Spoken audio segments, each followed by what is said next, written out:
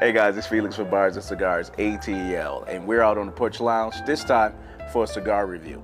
It's been a while since I gave you guys a cigar review, so I'm really excited about this one here. This cigar that we're going to smoke tonight actually came in the October My Cigar Pack offerings.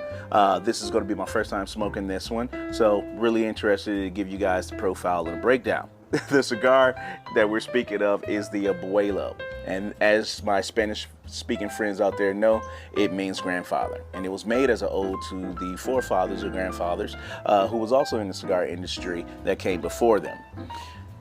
This is actually manufactured by United Cigars. Since some of you guys may know them, they've been around for quite a long time. The cigar itself was originally released back in 2020 and then hit the mainstream market, I believe, in 2021. But it got raving reviews back then. So I'm happy to get my hands on it. This is, again, my first time being able to smoke it.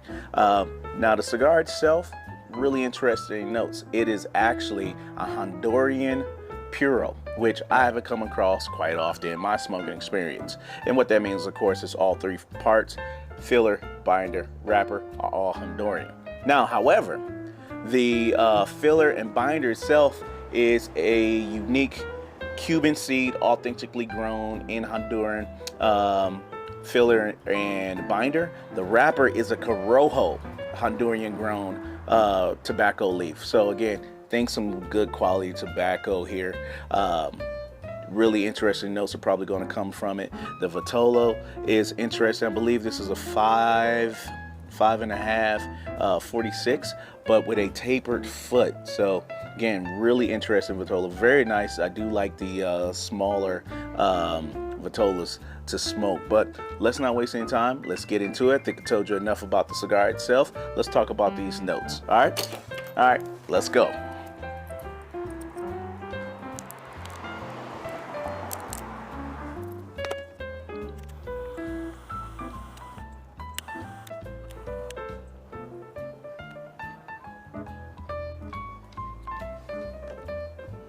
Hey guys, well, we are well into the first portion, and it did not take long to pick up the flavors.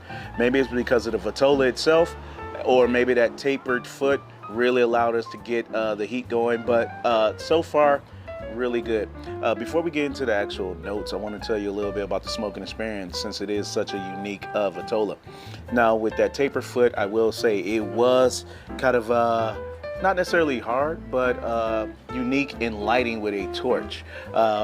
You can easily burn that getting started, so be very careful with a dual flame torch, just because, again, that tapered end, you can really kind of torch the outer wrapper. But after that got going, again, the flavors immediately came on. This cigar, I see why they call it grandfather, right, or abuelo, because it gives you reminiscing of a traditional old school cigar. Leathery and cedar is really where the cigar starts off. So I'm really interested to see where it goes. But now the thing that's unique in this first quarter, however, is a touch of sweetness. But what I noticed sitting on the back portion of my palate and my throat, so in between there, was a bouquet of floralness. And I really can't describe it other than toasted seasonings before grinding them. If you've ever been in like an Indian kitchen where you got, cumin seeds, various peppers. I get a lot of black pepper and green pepper, maybe even some nutmeg or some clove, and they're toasting the clove. That is really what sits on the back of your palate and mixes so well with that leather. Really good smoking experience. We were able to even out the burn. Again, really good. I really think it's a very nice traditional kind of front porch stogie. So let's continue to smoke it. We'll get into the second, third. I'll wait till I get about halfway through the cigar, and then we'll come back with those notes. All right, stay with us. All right, guys, we're back in this second half or second third of the cigar. As you can see, it is burning great.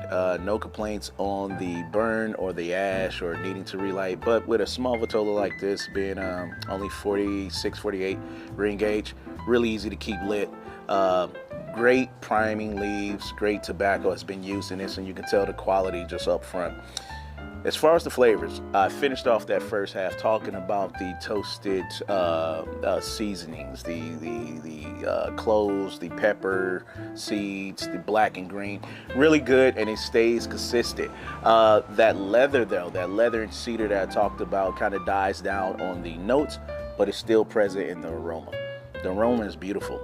The taste, going back to the taste, is very floral because of those kind of toasted seasoning seeds is what I'm going to call it. You get a little bit of saltiness in there too. So of course you got the peppers, but you do start to get a little bit of salt, a little bit of earth. The highlight here is actually getting sweeter. Again, as that kind of cedar dies down, you start to notice some of the sweet tobacco. So it's still kind of a nice deep down brown sweetness, but it is nice and light, and as that cedar falls off, it's a great complement to it. I'm having it with a cup of dark roast coffee with just a little bit of sugar in the raw, and the combination of the two actually gives you more chocolate. So it brings out some chocolate notes, either from the coffee mixed in with that cigar and those seasoning notes, but really, really good and balanced. It's burning a little bit faster than what I thought, but really good. I can't complain about this one. This is a very good cigar. The quality is definitely present.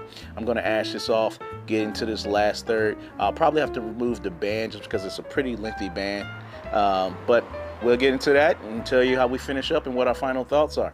All right, let's burn. Guys, as you can see, I had to remove the band just to get into this last third, but continue with my rave review of how well the burn has been, how well the ash has been.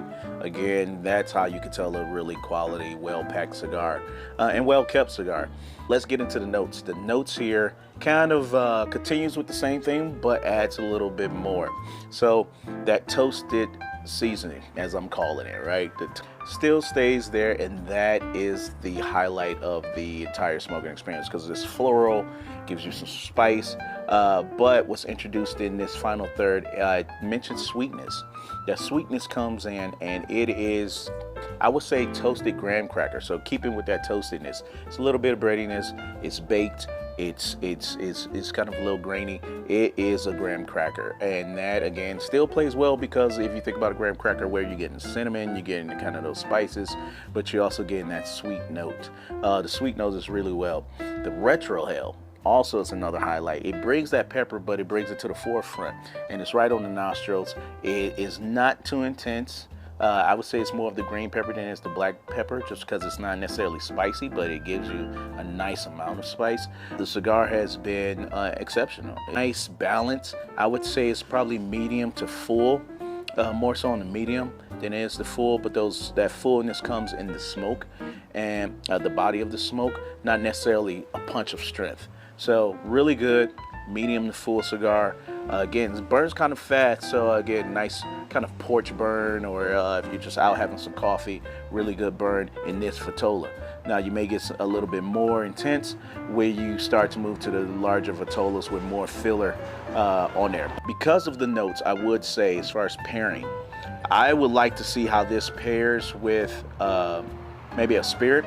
I was thinking maybe like a bird rye, something where you get that sweetness, but you get the spice of a rye. A nice bird rye would be good. I don't have any bird ryes at the moment, so I may just go grab just a rye that I think will pair well with this one. So maybe I can finish up, go grab a spirit and tell you how it pairs with that. All right, guys, for the overall summary, as I mentioned, this cigar has been smoking well. This is my first time reviewing a United cigar, and the Abuelo is a great representation of that brand. Also, a great representation of a Honduran puro. First time having that, and I'm fell in love with it. So if all the Honduran puros taste like this, I need to find more. Wouldn't mind getting another Abuelo from my cigar pack or my local tobacco store. I was able to get a spirit. I went ahead and grabbed the Sagamore Double Oaked Rye. If you don't know about this spirit, Sagamore is producing some great stuff. The Double Oaked Rye and the notes that complements this cigar particularly is that you get a little bit of vanilla up front in the spirit. You get a little bit of that char, that double oak char does come out, and then it finishes up with that rye spice that, again, we've been talking about all during the smoking experience. Great pairing here. I really enjoyed it with the coffee as well. So guys, thank you for joining me out here on the Porch Lounge. Hope you enjoyed the review. Don't forget to subscribe, cut on notifications so you don't miss another cigar or spirit review. Hope you enjoyed this one. Definitely stay tuned for the next one. All right, guys, don't forget, light up your life. I'm out.